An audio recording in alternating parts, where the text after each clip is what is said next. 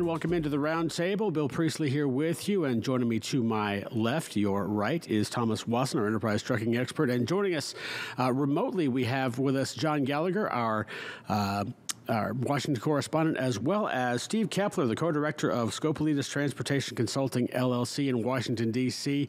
And today we're going to talk a little bit about the FMCSA and kind of the year that they've had so far, maybe do a little bit of a report card on what they've been looking at, what they're possibly looking at changing, and how things are going for the organization as a whole. John, let me start with you. If you could give us a bit of a kind of a 10,000-foot view of what you've seen and heard in Washington in terms of what the FMCSA is talking about, and maybe just a general reaction as to what they've been doing. Sure. There's a few things they've been looking at the last 5 or 6 months or so, and I'll just a couple of the basic or bigger ones. Speed limiters, whether to make a mandate on speed limits. They have they're updating their complaint reporting database. Which is not a rulemaking in and of itself, but it's more that they were looking to the OMB to approve updating that database, which has been kind of languishing for a while. There's also a proposal to better define how brokers and agents operate in the industry. There's a guidance for trucking. For the Trucking Medical Director Handbook, and so those are some of the basic ones. The ones on defining brokers and agents, that was kind of they asked a bunch of questions in that one. One of them being should load boards be registered as brokers, and another was looking at whether dispatchers should be allowed to work for more than one carrier or not. So those are sort of like kind of the main things that have been going on. And, the responses from those have been a little bit, what you would expect in a lot of these proposals where you have like the big carriers and big associations versus a lot of the owner-operators, independent truckers. I will point out, though, is interesting, I was looking at the most recent comments regarding the speed limiters, and the National Private Truck Council, which you would consider to be sort of a main large trucking organization. They're actually against the speed limiters. As I mentioned, like the bigger companies are sort of for it. They see it as want to level the playing field, and the ATA has been looking for this for a long time. But the National Private Truck Council makes an interesting point, because while they generally support legislation that promotes safety legislation, that promotes uniformity throughout the industry when it comes to motor vehicle safety, they're basically saying that this is one area where geographic disparities overrides national uniformity, because they have members in the food industry, the manufacturing, retail, and they have large and small fleets across all parts of the economy. And so their members already do use the speed limiters, but there needs to be, they're saying that there needs to be more study done to actually, which is what a lot of the people opposed to it say, before you can actually mandate a speed. And livestock shippers too disagree with it. Major livestock shippers disagree, because they say it's actually a hindrance, making them move slower be a hindrance to livestock. Although I guess these safety rules aren't really for the cargo, but that's what they're saying anyway. Steve, kind of quickly, if you could kind of go through that, maybe that 10,000-foot view, maybe one or two things that you think have stood out as far as what they've been doing.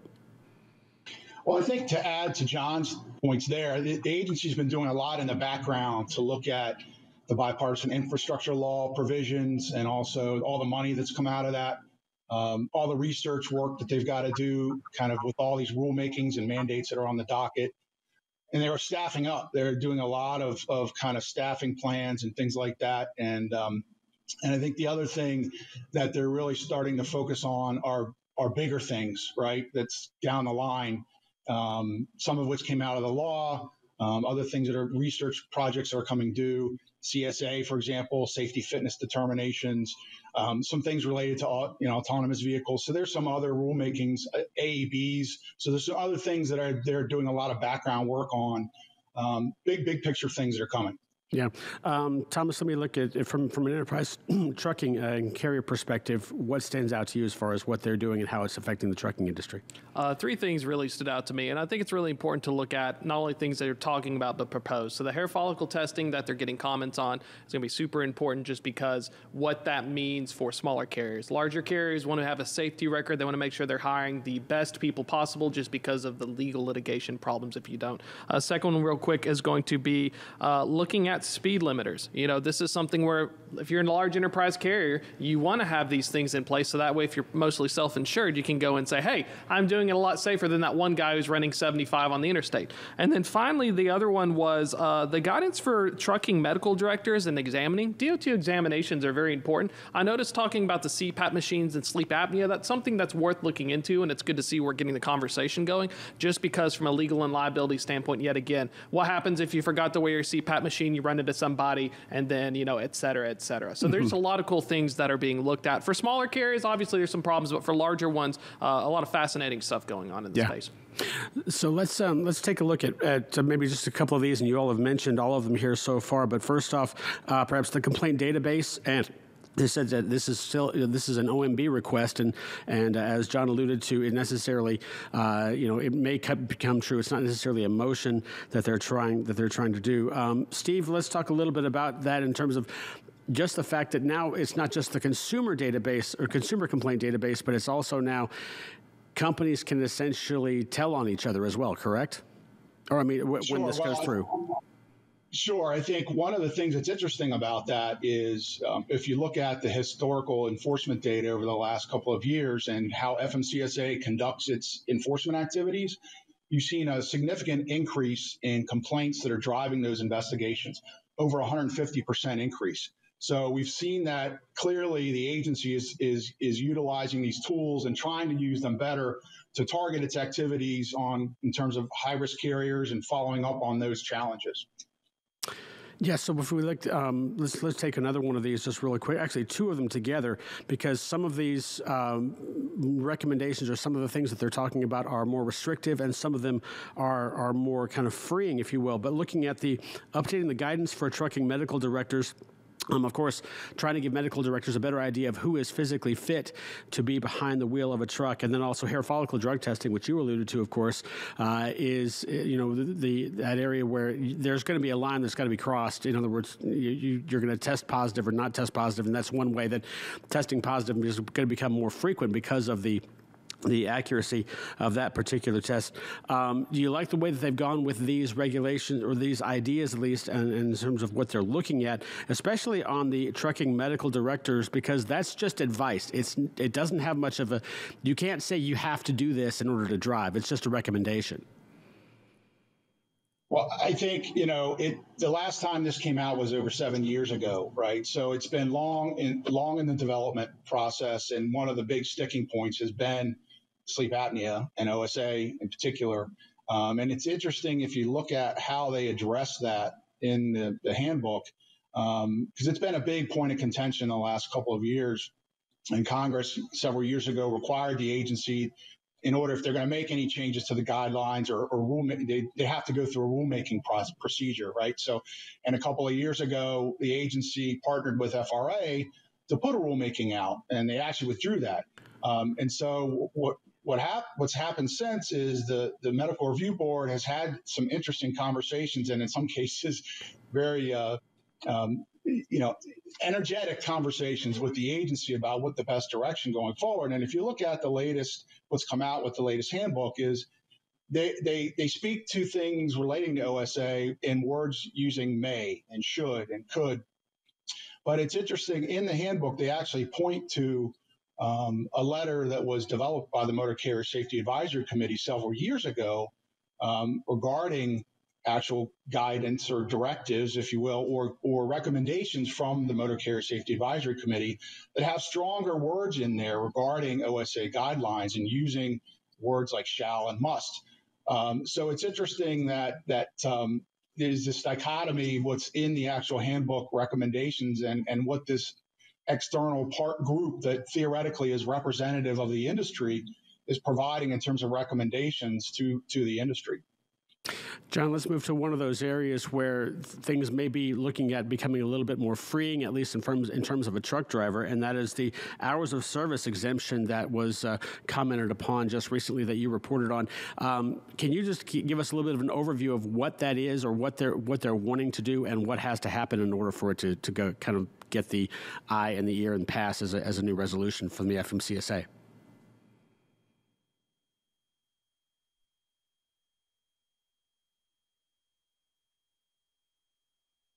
The single truck driver that's operating works for a company as an employee. Yes, yeah, the one, yes. Yeah, and well, the surprising thing there is, at least was surprising for me. I don't know if Steve agrees with me, but it was kind of surprising that they decided to give a notice and comment period on that, because it seemed like he was a little lacking in the support for his application. But he was basically looking to get sort of a across the board exemption from all the hours of all the major hours of service rules. And so the question is, how does a company even if the FMCSA was to grant that, which is highly unlikely, I think, how would a company deal with that, having one set of rules for one driver and everyone else has another? I don't know if Steve, if you see that too. Well, it's interesting because there's all kinds of mixed things happening on this. If you look at historically, when FMCSA they get lots of these exemption requests.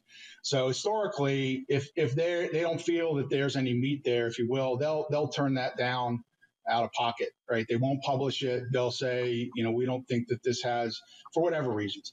But they've kind of changed their mantra a little bit.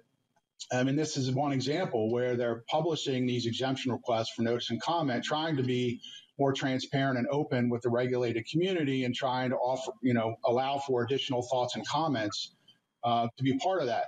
But if you look at exemptions in particular, they're clamping more and more down on exemptions. If you look at what's happened with COVID, in the past, when they gave kind of emergency declarations, they exempt the entire book, right? The entire set of regs. But with the most recent COVID, they're clamping down specific to hours of service, as an example.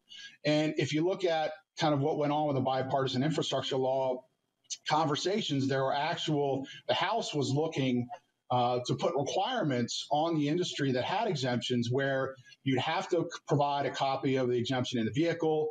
You'd have to report on safety performance to be able to continue to take advantage of the exemption.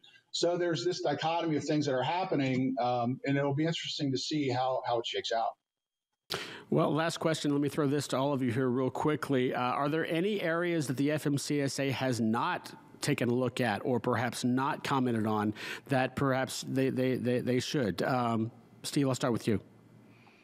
Well, probably the big one that is still outstanding is CSA, and not a regulation per se, but a big point of contention in the industry. And they've been tasked by Congress to respond to some work that was done by the National Academy of Sciences on it's called item response theory, and how should the agency look at that going forward. And so they're working on, we understand, a Federal Register notice to be put out very shortly on what CSA should look like and how they should take comments. So it's not a rulemaking per se, but the other thing that's related to that is let me catch you off just because we've only got about 15 seconds left. John, is there anything that you'd like to see them look at? Well, I don't know if this is what Steve was going to mention, but the thing that first came to mind was a crash study that I thought it was FMCSA's purview on that they've been trying to get done an update on. I think there was like an old study on truck crashes and how they affect the industry and potential rulemakings from that, and haven't seen that. I thought that they were supposed to do something on that, but yeah, it's a $30 million study. It's supposed to start data collection in 2023, so that's coming. They're working. Thomas, real quick. I'll have to pass on this one. Okay, all right. Well, we're going to have to leave it there, gentlemen. Thanks so much for joining us, and obviously some things to look forward to in the future as well. Thank you for joining us. Thank you. All right, let's skip it over to Sydney Edwards with our last check of headlines.